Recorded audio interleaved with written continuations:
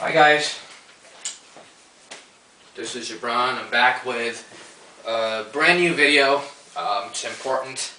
Today we're going to talk about how to frame your photograph. Okay, it's very important that you learn that because it doesn't matter if you own a point and shoot camera or a DSLR camera. If you follow these steps, you're gonna improve the look of your pictures dramatically. Okay. In photography, it's called the rule of thirds. And the rule of thirds been around for a long time. Matter of fact, if you Google Renaissance art or Greek art, basically a lot of old paintings from thousands of years ago, you're going to see that the artists back then even followed this rule. Who was responsible of originating this? I honestly don't know. Maybe you could do a little research for me and post your comment. That would be great. But it's been around for thousands of years.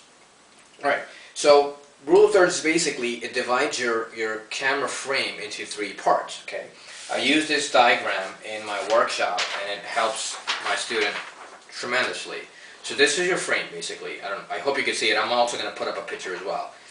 This is your frame, and your frame gets divided into three parts. 1, 2, 3. It's just like a tic-tac-toe, you could say. Alright?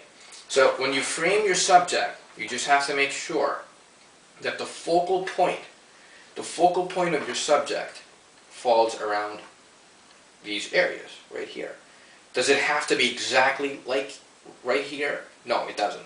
For example, if you're taking a picture of a person, alright?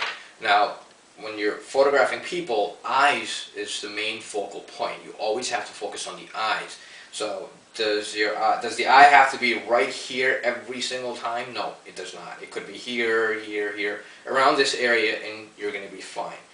In the beginning, it may be difficult for you to frame it like this, but once you start taking pictures, you're going to get the hang of it, and you'll get used to it. Some cameras actually even offer you this type of a grid. You press a button, and this grid will appear on your frame. So if you are doing this for the first time, see if your camera offers that function. Maybe you want to try that first. But believe me, after a few pictures, you're going to get used to it, and you'll be taking it without using any grid. It's just going to become second nature to you.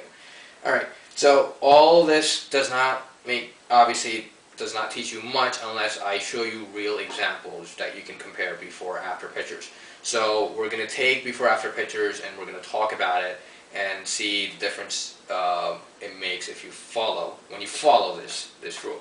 Another important thing is, if the concept still is not clear, go to Google and just type in rule of thirds and click images. Look at those images. You're going to see a lot of images with pictures with actual grid on them, and it will definitely clear this concept. Alright, so let's go take some pictures and compare them.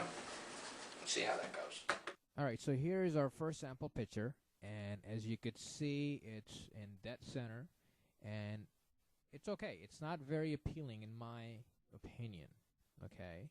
So the next picture I took, I framed it differently. I followed the rule of thirds, and here is the next picture. I framed it on the right side, and as you could see, it looks more appealing. It has more character to it, okay? And if you look on the left, there's some yellowish flowers that are a little bit, distracting. I did that on purpose because I'm going to make another video and give tips on how to avoid, different things that are distracting in your frame. So as you can see, the picture looks better than the previous picture where the flower was in the center. And just by making that little adjustment and framing it on you could do it on the right, left. Just follow that grid and those intersection points. In the next picture, here's a picture of a kid I took. As you can see, the focal point is the eye. It's very sharp, it's very clean, and it has more character because it wasn't framed in that center. Alright, now if you place the grid on it, I don't think the eyes are going to fall right at the intersection of the grid, and that's just a perfect example that when you take the picture, the focal point does not have to be exactly on that intersection.